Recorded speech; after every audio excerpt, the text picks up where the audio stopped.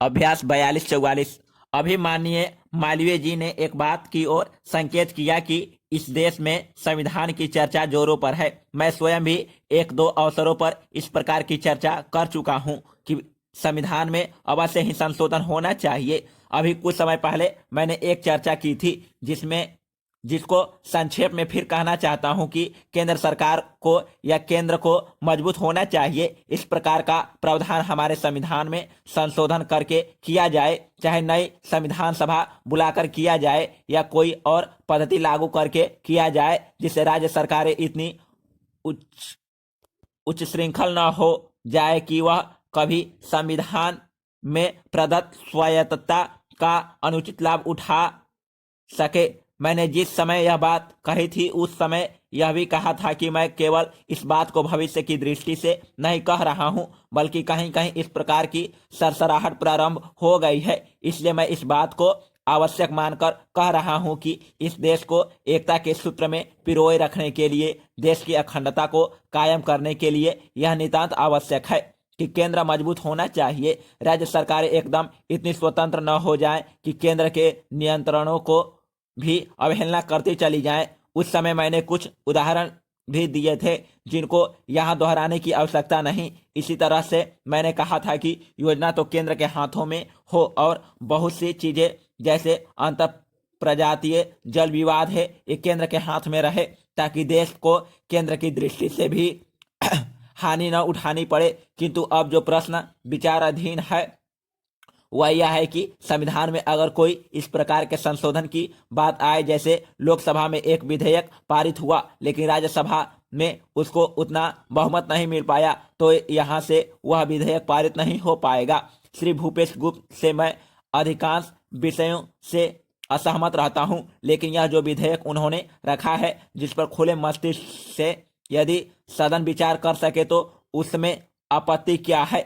थोड़ा बैठकर इसकी संभावनाओं पर विचार करना चाहिए। और मैं समझता हूं कि यह बात इस प्रकार की नहीं है जिसको स्वीकार न किया जा सके। आखिर लोकसभा को जो जनता के सीधे मतों के द्वारा निर्वाचित होकर जाती है, राज्यसभा भी उतना ही दायित्व है कि जनता के चुने हुए प्रतिनिधि जो हैं उनके चुने हुए प्रतिनिधि यहाँ पर आते हैं।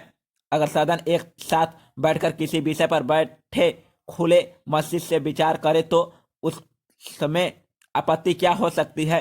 तो मैं समझता हूं कि श्री भूपेश गुप्त ने सैद्धांतिक रूप से जो प्रश्न हमारे सामने उपस्थित किया है, हो सकता है अभी विधि राज्य मंत्री उसको इस रूप में स्वीकार न करे, लेकिन इस विधेयक पर किस प्रकार की कोई आपत्ति नहीं होगी। महोदय, केंद्र सरकार यह समझती है कि वह सत्ता में बैठी हुई है, इसलिए विपक्ष के मुख्यमंत्री यदि उनकी सलाह से या उनकी राय के मुताबिक काम नहीं करते हैं तो ऐसी सरकारों को काम नहीं करने देंगे और राज्यपालों के जरिए इस प्रकार की सरकारों में परिवर्तन लाने और उनको गिराने का काम किया गया है। श्रीमान, त्रिपुरा में चुनाव हो रहे हैं। चुनाव के ठीक 3 दिन पहले त्रिपुरा को आसान क्षेत्र घोषित कर दिया गया और वहां पर 3 दिन के लिए भी इंतजार नहीं किया गया। वहां के तत्कालीन मुख्यमंत्री का कहना है कि मुझसे पूछा भी नहीं गया, बिना मुझसे पूछे ही सारे राज्यों को अशांत घोषित कर दिया गया है। वहां पर सेना भेज दी गई। इसका मतलब यह है कि जितनी भी लोकतांत्रिक परंपराएं हैं, जो भी लोकतांत्रिक मूल्य हैं, सरकार उनको मानना नहीं चाहती है। मान्यवर विधानमंडलों की बात लीजिए। अभी जनरल साहब जिक्र कर रहे थे जितने भी मुख्यमंत्री हैं, कम से कम सत्ता दल के मुख्यमंत्री जो हैं उनके नामांकन के सिलसिले में भी कोई लोकतांत्रिक मूल्यों का पालन नहीं होता है। अभी राजस्थान के मुख्यमंत्री का बदलाव हुआ, सत्ताधारी दल का मुख्यमंत्री हो या दूसरा, वह जनता के प्रतिनिधियों द्वारा चुनकर विधानसभा में भेजे जाते हैं। जनता उनको अपना वोट देती है। हमारी लोकतांत्रिक प्रणाली इसलिए है कि जनता के प्रतिनिधि विधान सभा में जिस दल का बहुमत हो उसके नेता को मुख्यमंत्री बनाती है, लेकिन वहां जनता के प्रतिनिधियों की राय नहीं ली गई। राजस्थान विधान मंडल की बैठक नहीं बुलाई गई, मध्य प्रदेश के विधान मंडल की बैठक नहीं बुलाई गई। कुछ विधायकों ने कहा कि उन्हें तो इस बात की जानकारी तक नहीं थी। अगर किसी विधानसभा में 150 सदस्य थे तो वहां 40 भी सदस्य नहीं पहुंचे। इसका मतलब यह है कि हमारे यहाँ जो विधान की प्रक्रिया है, जो संवैधानिक प्रक्रिया है, उसके प्रति सरकार के मन में कोई आदर नहीं है।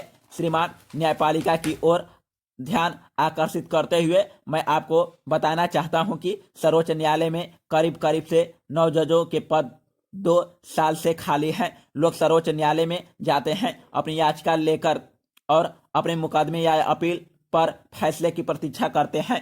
उनका ही फैसला करने में काफी विलंब होता है, तो 9 जजों की नियुक्ति कौन करेगा? यह तो जनता नहीं करेगी, वह तो राज्यसभा या लोकसभा नहीं करेगी। इनकी नियुक्ति तो सरकार को ही करनी होगी। यह काम तो प्रधानमंत्री का, गृह मंत्री का है और केंद्रीय सरकार में उसकी एक निश्चित प्रक्रिया है। लेकिन पौने 2 साल से सर्वोच्च न्यायालय में ये पद खाली रहे। इसका मतलब यह है कि सरकार की इच्छा है कि ऐसे जजों की नियुक्ति की जाए जो प्रधानमंत्री के प्रति उत्तरदायित्व हो, जो कांग्रेस पार्टी के प्रति उत्तरदायी बन सके।